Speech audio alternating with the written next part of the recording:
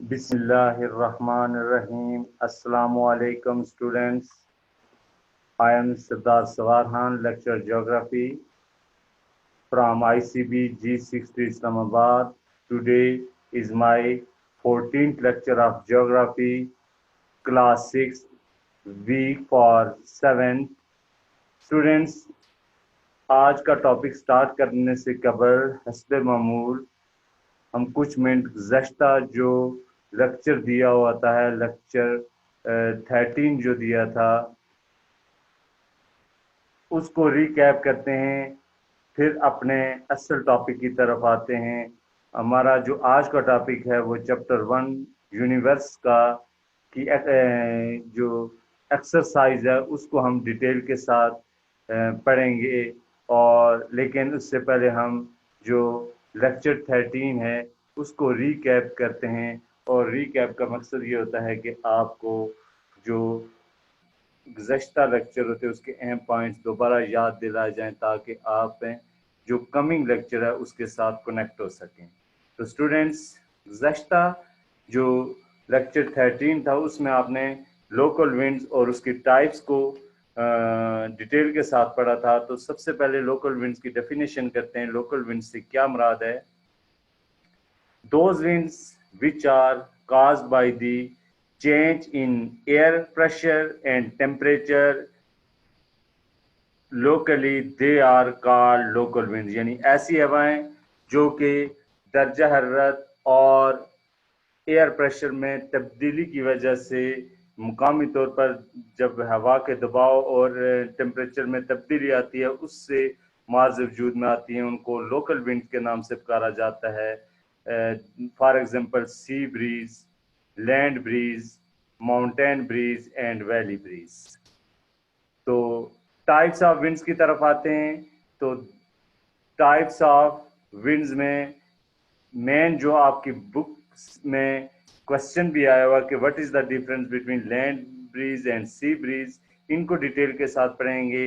लेकिन इसके अलावा और भी हमने जो टाइप्स पढ़ी थी उनको भी हमने सरसरी इनको रिव्यू करना है। तो सबसे पहले हम देखते हैं कि टाइप्स ऑफ लोकल विंड्स में sea breeze, land breeze, mountain breeze, valley breeze. जबकि मिस्कलिनियस या मुतफर्रिक किस्म की जो लोकल विंड्स हैं उसमें mistral and bora, foehn winds, berg and zonda, norther and puna, pampero, सिराको, the सिमूम, हर्मटाइन वगैरह ये विंड्स हैं। तो सबसे पहले सी ब्रीज को देखते हैं। सी ब्रीज से क्या मुराद है? जिनको हम बहरी हवाएं या जिनको हम कहते हैं कि सी ब्रीज यानी समुद्री हवाएं या सी में बहरी के नाम से पुकारते हैं। During day time the coastal areas become heated faster than the adjacent sea due to change in temperature and air pressure। यानी दिन के वक्त जो कोस्टल एरिया होता है, जो समुद्र का साहली इलाका होता है, वो समुद्र के मुकाबले में बहुत जल्द गर्म हो जाता है। सूर्य की शुआएं जब पड़ती हैं तो वो गर्म हो जाता है और वहाँ पर दर्जा हरारत ज़्यादा होने की वजह से वहाँ पर एयर प्रेशर कम हो जाता है। जब एयर प्रेशर कम होता है तो वहाँ हवाएं गर्म होकर फैलती हैं और हल्की होकर ऊपर उठ जाती हैं। तो जब ये हवाएं ऊपर उठती हैं तो वहाँ पर खला या स्पेस पैदा हो जाता है। Then winds start to blow from sea to land. तब हवाएं जो है वो समुंदर से खुश्की की तरफ चलना शुरू हो जाती हैं। So those winds which blow from sea towards land during day time is called sea breeze. उनको हम सी ब्रीज के नाम से पुकारते हैं। जबकि लैंड ब्रीज के देखते हैं तो at night the process is reverse. रात के वक्त जो है वो प्रोसेस इसके रिवर्स हो जाता है। And winds blow from land to sea. और हवाएं समुंदर से खुश्की से समुंदर की तरफ ब्लो करना शुरू कर देती हैं, क्योंकि जब शाम का वक्त आता है, रात को सूरज गुरूब हो जाता है। सूरज के गुरूब होते ही शाम के वक्त में ज़मीन जो है वो हीट को रेडिएट करना शुरू कर देती है, खारिज करना शुरू कर देती है, रिफ्लेक्ट, और ये एटमॉस्फेयर में रेडिएट कर देती है। वहाँ पर लो प्रेशर क्रिएट होता है, वहाँ खुशी ज़मीन ठंडी हो जाती है। इसके मुकाबले में जो समुंदर है वहाँ पर हवा गर्म होती है, टेम्परेचर ज़्यादा होता है, हवा गर्म होता है, वहाँ लो प्रेशर क्रिएट होता है, वहाँ से हवाएं गर्म होकर ऊपर उठती हैं और उस खला को पुर करने के लिए फिर खुश्की से यानी लैंड से विंड जो है वो समुंदर की तरफ चलना शुरू कर देती हैं, जिनको हम लैंड ब्रीज के नाम से करते हैं। तो डियर स्टूडेंट्स, ये लैंड ब्रीज और सी ब्रीज के मुताल्लिक आपको क्वेश्चंस भी आया हुआ है और ये मैंने आपको डिटेल के साथ भी पढ़ाया था। अब इसके बाद जो वैली ब्रीज और माउंटेन ब्रीज हैं, ये भी आपको पता होना चाहिए कि वैली ब्रीज और माउंटेन ब्रीज क्या है कि पहाड़ी इलाकों में दिन और रात के दर्जा हरारत में फ़र्क की वजह से वैली ब्रीज और माउंटेन ब्रीज चलती हैं। जब सूरज तलुआ होता है तो इसकी किरणें सबसे पहले पहाड़ों की चोटियों और बुलंद ढलानों पर पड़ती हैं, इसलिए सबसे पहले पहाड़ों की ढलानें या चोटियां गर्म होना शुरू हो जाती हैं, जबकि अभी जो उससे एडजेसेंट वैलीज होती हैं वहाँ धूप नहीं पहुँच पाती। नतीजतन पहाड़ों की चोटियों से हवा जो है वो गर्म होकर हल्की हो जाती है और हल्की होकर ऊपर उठती है, जिसकी जगह लेने के लिए वैलीज से वादियों से हवाएं पहाड़ों की चोटियों यानी पीक्स की तरफ चलना शुरू कर देती हैं, जिनको हम वैली ब्रीज कहते हैं। जैसे जैसे दिन निकलता जाता है गर्मी की शिद्दत में से जो वैली ब्रीज होती हैं वो तेज होती जाती हैं। जब सूरज शाम के वक्त गुरूब हो जाता है तो गुरूब होने से क्या होता है कि हीट रेडिएट होती है और चूंकि बुलंद ढलानें जो पहाड़ों की ढलानें या जो पीक्स हैं वो जल्द ठंडी हो जाती हैं एज कम्पेयर टू वैली, इसलिए वहाँ की हवा सर्द होकर भारी हो जाती है, जबकि जो उससे एडजेसेंट वैली होती है वहाँ अभी हवा गर्म होती है जो हल्की होने के सबब ऊपर उठ जाती है, वहाँ खला पैदा होता है और हवाएं जो है पहाड़ों की या पहाड़ की चोटी से वैली की तरफ यानी हाई प्रेशर से लो प्रेशर वैलीज की तरफ चलना शुरू कर देती हैं। ये हवाएं सर्द होती हैं, इनको हम माउंटेन ब्रीज कहते हैं और इसकी बेस्ट एग्जांपल आप गर्मियों में इस्लामाबाद में देख सकते हैं, जो कि इस्लामाबाद के लोअर एरियाज हैं जो माउंटेन उसके आप कह सकते हैं कि मारगला हिल्स के नीचे वाक़ हैं इस्लामाबाद के मुख्तलिफ सेक्टर्स। तो वहाँ दिन के वक्त गर्मी होती है, लेकिन जैसे ही शाम रात का वक्त आता है तो वहाँ फिर माउंटेन मारगला हिल्स से हाई प्रेशर से विंड जो है वो ठंडी हवाएं जो वो नीचे वैलीज की तरफ चलना शुरू, वैली जो है वो इस्लामाबाद वैली की तरफ चलती हैं, जिससे आप देखें कि वो जगह जो होती है आहिस्ता आहिस्ता वहाँ जो है मौसम जो है वो रात के वक्त थोड़ा मोतदिल हो जाता है। तो इसके अलावा हमने मिस्क्रीनियस किस्म की जो लोकल विंड्स पढ़ी थी, जिसमें हमने मिस्ट्राल और बोरा के बारे में पढ़ा था कि ये एल्पस की जो एल्पस माउंटेन्स है जो एशिया और यूरोप को पहाड़ी सिलसिला जुदा करता है, उसकी बुलंदियों से जनूबी यूरोप की तरफ चलती हैं। फ्रांस के जनूबी इलाकों में दरियाए जो रोहान है उसकी वादी में इन हवाओं को मिस्ट्राल, जबकि साबिक यूगोस्लाविया के करीब इन हवाओं को बोरा के नाम से पुकारा जाता है। ये काफ़ी सर्द किस्म की हवाएं होती हैं। इसके अलावा फॉन जो है ये हवाएं एल्पस में स्विट्ज़रलैंड और इससे मोली का जो एडजेसेंट एरियाज हैं वहाँ पर चलती हैं, क्योंकि ये हवाएं बुलंदी से नीचे की तरफ उतरती हैं। इस तरह दबाव से इनका दर्जा बढ़ जाता है, जो मैंने आपको with the help of map आपको प्रीवियस लेक्चर में दिखाया भी था पॉन विंड्स के बारे में। जब दर्जा बढ़ जाता है जिससे वादियों में अगर बर्फ पड़ी हुई है मौसम सरमा के दिन है तो वो बर्फ पिघलना शुरू हो जाती है, जो अंगूर की फसल और दूसरी फसलों के लिए बड़ी मावन साबित होती है। इसी वजह से इन हवाओं को स्नो ईटर के नाम से भी पुकारा जाता है। इसी किस्म की इस मिलती जुलती हवाएं जो हैं वो नॉर्थ अमेरिका में रॉकीज के दामनी और मशरकी इलाकों में भी चलती हैं, जो इन पहाड़ों पर मौजूद बर्फ को पिघलाती हैं, जो कि यूएसए के वसी मैदानों में गंदम की फसल के लिए बड़ी मावन साबित होती है। इनको चिनोक विंड्स के नाम से पुकारा जाता है, जो कि रॉकीज के पहाड़ी इलाकों में नॉर्थ अमेरिका में चलती हैं। फिर बर्ग बर्ग किस्म की हवाएं साउथ अमेरिका में चलती हैं, ये भी स्नो ईटर्स होती हैं, जबकि साउथ अमेरिका में आप देख लें तो वहाँ पर जेंडोस किस्म की अर्जेंटीना के इलाकों में रॉकीज माउंटेन में चलती हैं, जिनको जेंडोस के नाम से पुकारा जाता है, ये भी स्नो ईटर्स होती हैं। फिर नॉर्दर और पोना ये बहुत सख्त किस्म की हवाएं होती हैं और अपने साथ ये बर्फानी तूफान लाती हैं, जिनको ब्लिजर्ड कहा जाता है। ज़्यादातर कनाडा के जो नॉर्दर्न एरियाज है वहाँ पर चलती हैं। फिर है पेम्प्रो, ये सख्त सर्द हवा साउथ अमेरिका के पंपास के मैदानों के मगरबी हिस्सों में चलती है, जो बहुत तेज, ज़्यादा धुंध और फॉग के पैदा करने का बायस बनती है। इसी तरह सिराको जो है, इस विंड्स के बारे में ये है कि सिराको जो है, ये हवा जनूबी मगरबी आप कह सकते हैं कि जो ग्रेट डेजर्ट ऑफ अफ्रीका और बैरारूम के तरफ चलती है।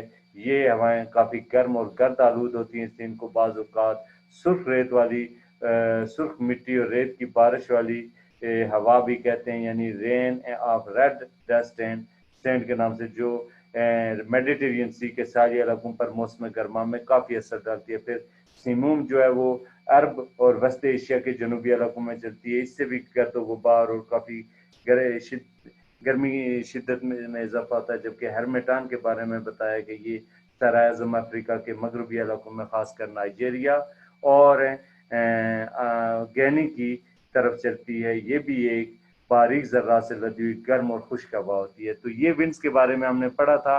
अब हम आज अपने जो चूँकि 2 चैप्टर थे आपके इस फर्स्ट टर्म के, वो हमने कंप्लीट किए हैं।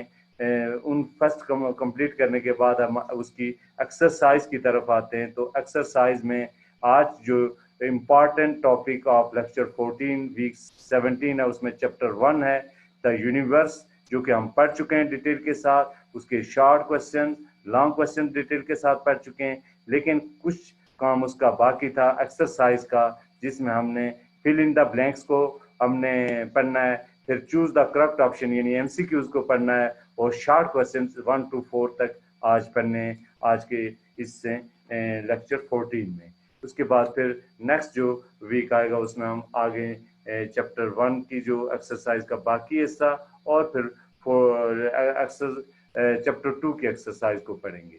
तो डियर स्टूडेंट्स, सबसे पहले आप लोगों को मैं डिटेल के साथ बता रहा हूं कि सबसे पहले आपने ओपन योर बुक, आपने बुक को ओपन करना है और बुक में आपने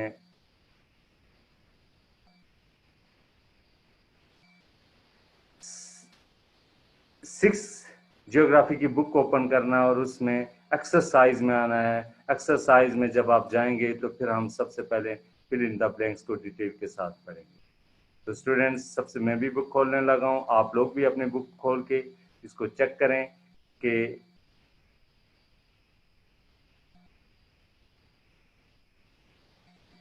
अब ये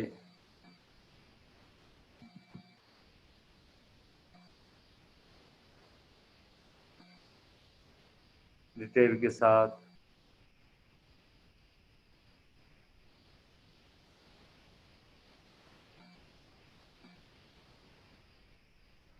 यहाँ से नहीं खुलती, तो यहाँ से बुक को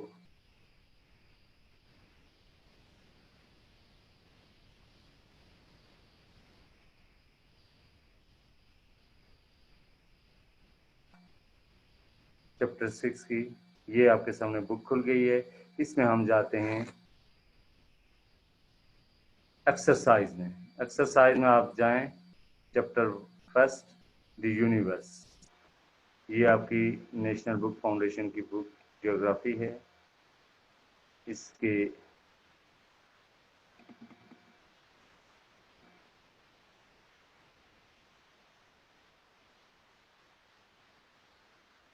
चैप्टर फर्स्ट है यूनिवर्स। अब यूनिवर्स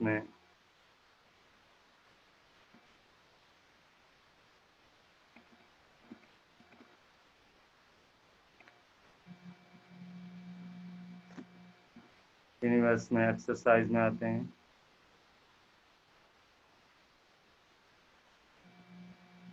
एक्सरसाइज, ये आपके सामने एक्सरसाइज खुल गई है। इसमें आप सबसे पहले फिल इन द ब्लैंक्स को देखते हैं। Fill in the blanks, fill in the blanks में आप देखें पेज नंबर ये है 9 पेज है। 9 पेज पर आप देखें कि लिखा हुआ है fill in the blanks exercise 1। Sun is the dash of the solar system. अब ये सोलर सिस्टम का आपने पूरा वो एक टॉपिक पढ़ा था जिसमें आपने सूरज के बारे में, निज़ाम शमसी और उसके जो मुख्तलिफ प्लैनेट्स है उसके बारे में पढ़ा था।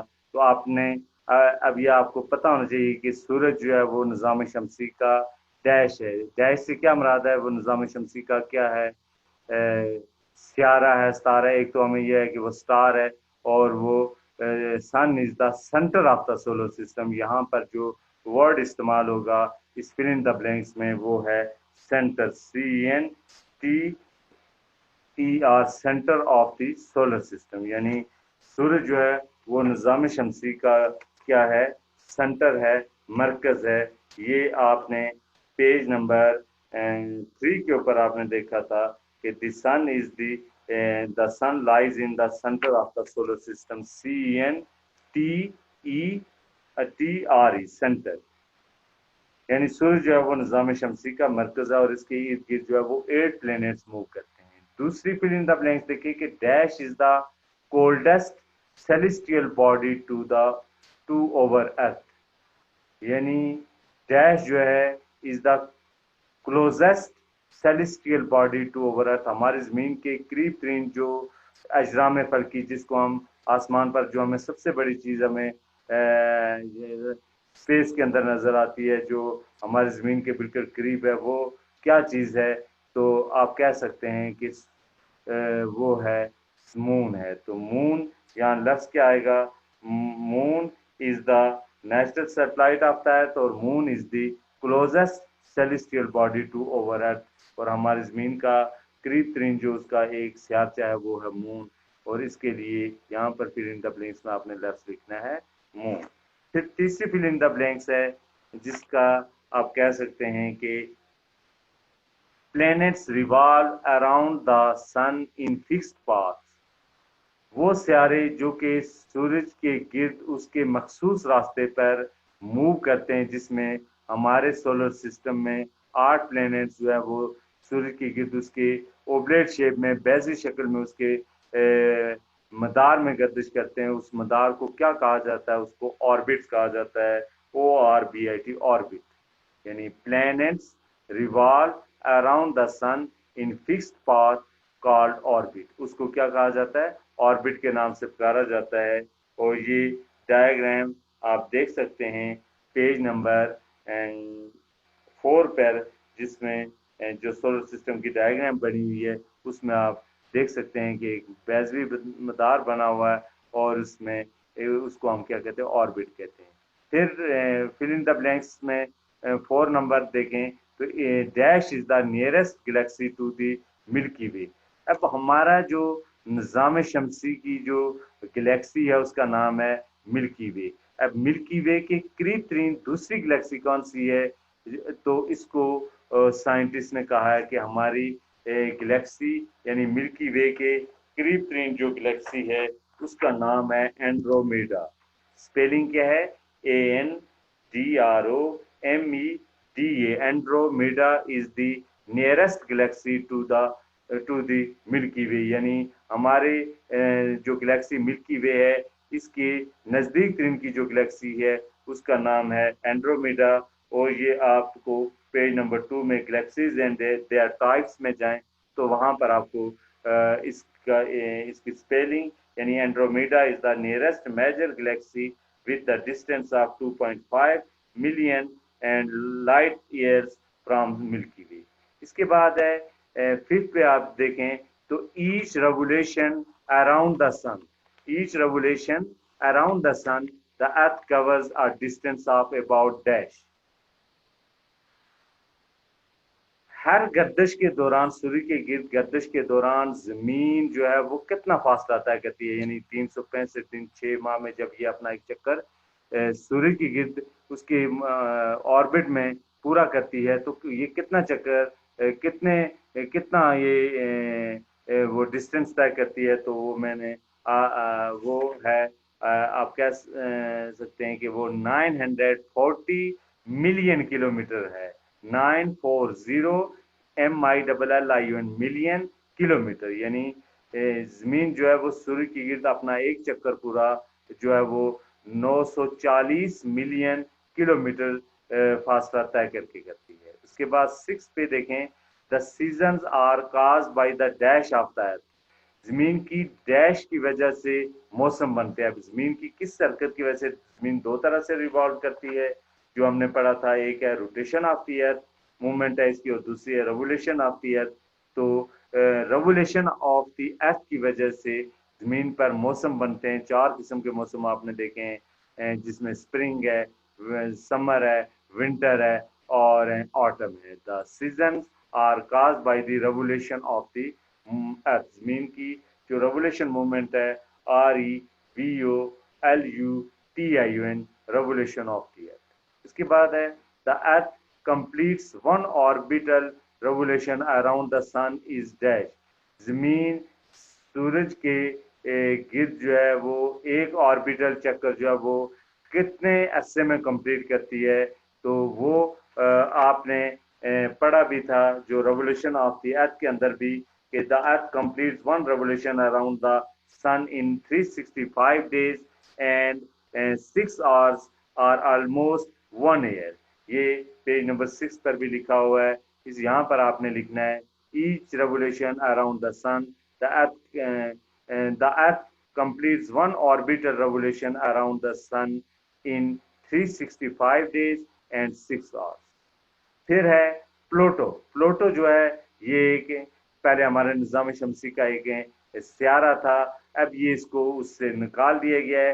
अब हमारे निज़ाम शमसी के 8 प्लैनेट हैं। अब इसको क्या स्टेटस दिया गया है, तो Pluto has now been given the status of. अब सियारा जो प्लूटो है उसको क्या किसका क्या स्टेटस दिया गया है, जो तो उसको बताया गया है कि व्हाट हैपन टू प्लूटो। ये पेज नंबर 4 पर आप मैंने बुक पर देखना है, लास्ट नीचे ये दिया हुआ है नोट कि till recently August 2006 Pluto was also considered a planet. However, it was now being given the status of dark planet। अब यहाँ पर लफ्ज आएगा Pluto has now been given the status of dark, DWARF, dark PLANET planet. यहाँ आपने लिखना है dark planet, DWARF, dark PLANET planet. तो इस फिल इन द ब्लैंक्स में ये आपकी फिल इन द ब्लैंक्स थी। अब हम आते हैं चूज द करेक्ट ऑप्शंस की तरफ। करेक्ट ऑप्शन में आप देखें तो जिसको MCQs कहते हैं, कि सबसे पहला है कि which is the third nearest planet to the sun. सूरज के करीब तरीन जो है वो तीसरा सियारा कौन सा है। अगर आप अपनी बुक पर पेज नंबर 4 पर जाएं तो आपको प्लैनेट्स और सोलर सिस्टम की डायग्राम नजर आती है, जिसमें पहले नंबर पर सूर्य के करीब तरीन जो सियारा है वो मरकरी है, सेकंड वीनस है और थर्ड जो है वो अर्थ है। तो earth is the third nearest planet to the sun. फिर है ये आपका ए ऑप्शन इज करेक्ट। फिर है bodies revolving around the planets are called.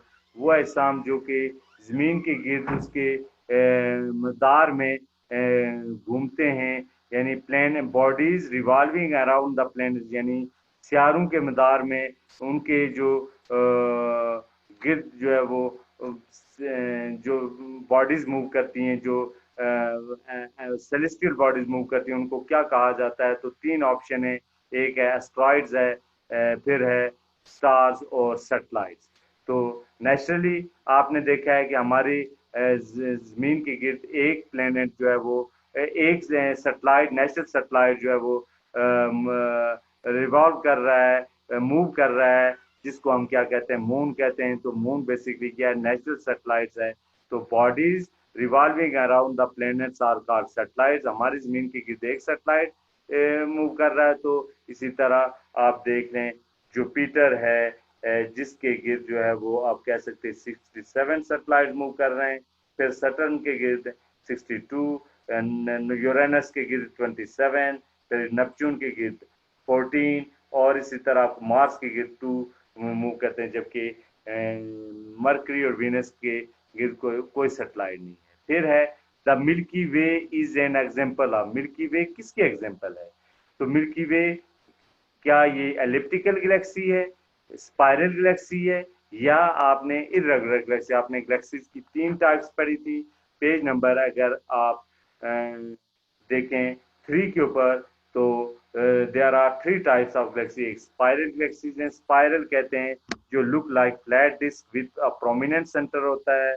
तो आप कह सकते हैं कि जो मिल्की वे है वो स्पाइरल टाइप गैलेक्सी है, उसका सेंटर है और उसके बाजू के ऊपर आप स्पाइरल आर्म पर क्या है कि सन और सोलर, हमारा सोलर सिस्टम वाक़ है।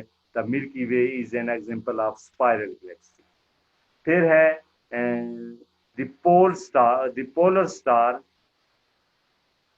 पोल star indicates the direction of.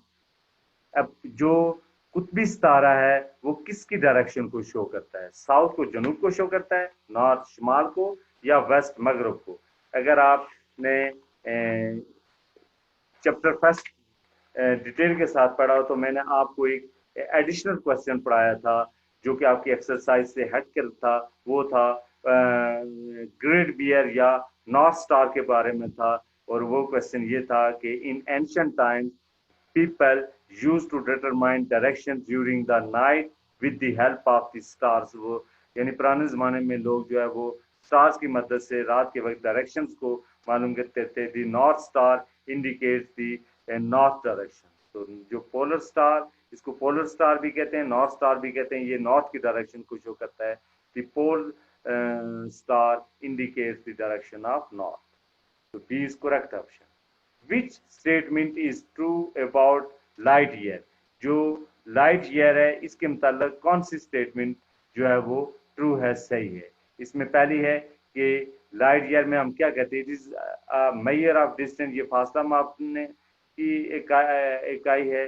It is a measure of time, ये वक्त मापना, इससे वक्त मापा जाता है। या it is use to measure distance in solar system, निज़ाम शमसी में जो फासलों की पैमाइश के लिए लाइट ईयर इस्तेमाल होता है जिसको हम नूरी साल कहते हैं। तो करेक्ट आंसर इज सी के which statement is true about light year?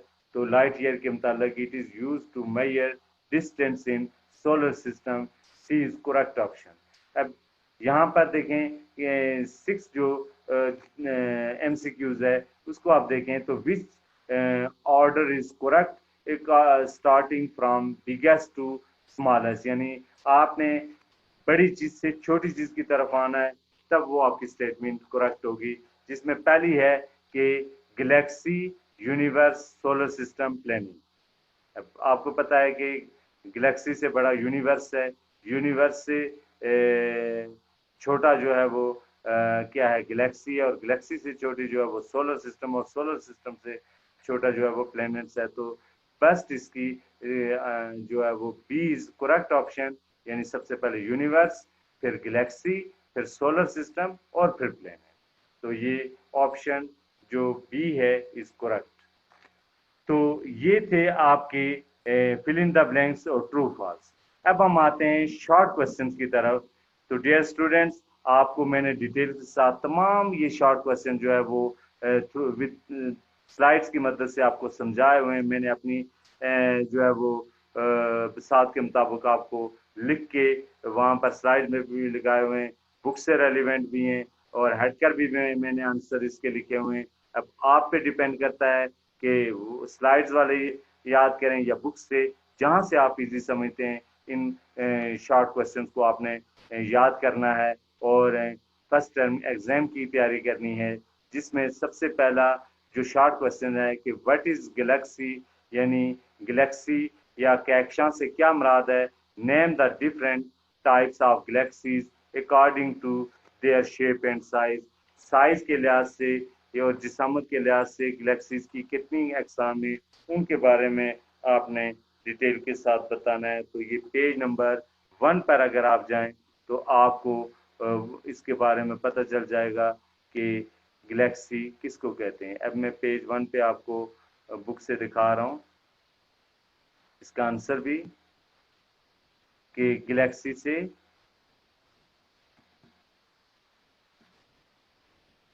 क्या मुराद। अब आप यूनिवर्स, यूनिवर्स में आप चैप्टर खोलें तो ये यूनिवर्स है, इससे नीचे ये दी ओरिजिन ऑफ यूनिवर्स है, से आप नीचे आए तो ये गैलेक्सी एंड देयर टाइप्स है। इसका आंसर लिखा हुआ है कि galaxy are the building blocks of universe. Galaxies क्या हैं? Building blocks of the universe हैं। There are billions and billions of countless of galaxies in the universe. कायनात में जो है वो अरबों खरबों जो है वो गैलेक्सीज मौजूद हैं, कक्षाएं मौजूद हैं। In each galaxy there are billion of star, और हर एक गैलेक्सी के अंदर जो है वो बिलियंस ऑफ स्टार्स हैं। The Milky Way is our home galaxy, जबकि हमारे निज़ाम शमसी की गैलेक्सी का नाम जो है वो मिल्की वे है, which was formed approximately 5 billion years after the big bang.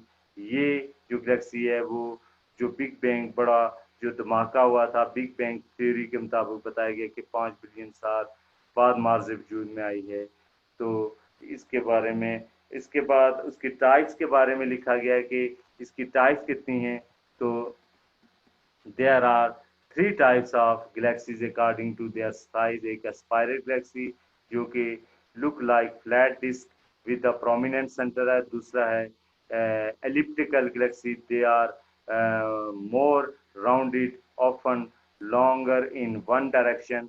और तीसरी है irregular galaxy, they appear neither disc like nor round and are irregular in shape। तो ये क्वेश्चन 2 और इनकी डायग्राम भी मैंने आपको बना के दिखाई थी। ये तीनों डायग्राम्स हैं, ये स्पाइरल है, ये एलिप्टिकल है, और ये आपके सामने तीसरी जो है वो इर्रेगुलर गैलेक्सी को शो कर रहा है।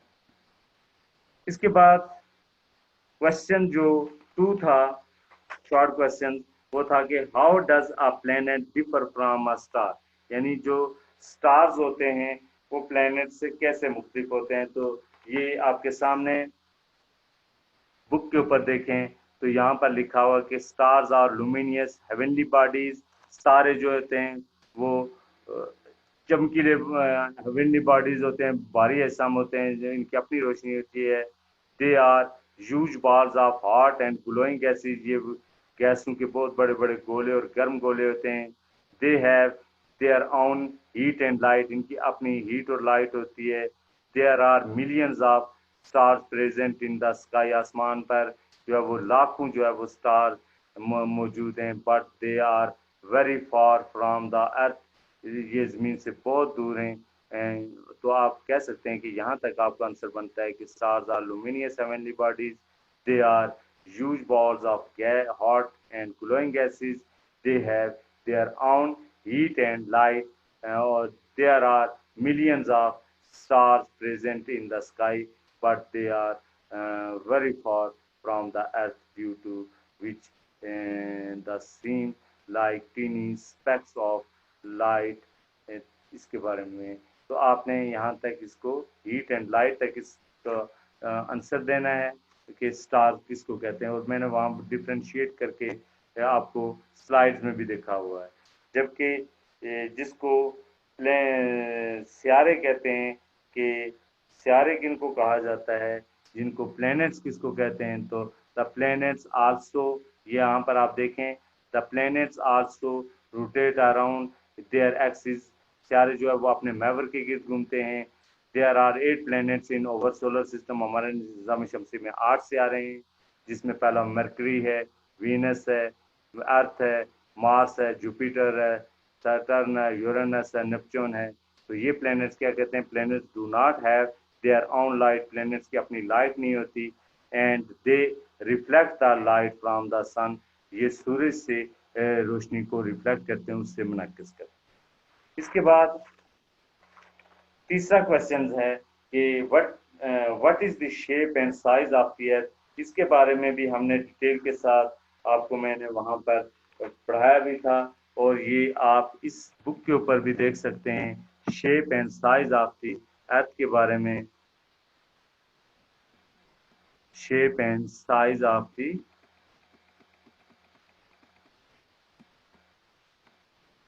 अर्थ, जमीन की शक्ल और जिसामत के बारे में।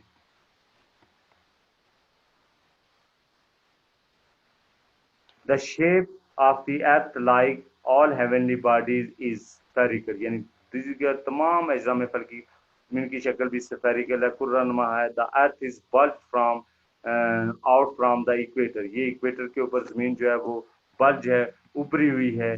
और the earth is bulge from the equator out from the equator and flattened at the pole, जबकि नॉर्थ पोल और साउथ पोल पर ज़मीन जो है वो पिच की हुई है, फ्लैटेंड है।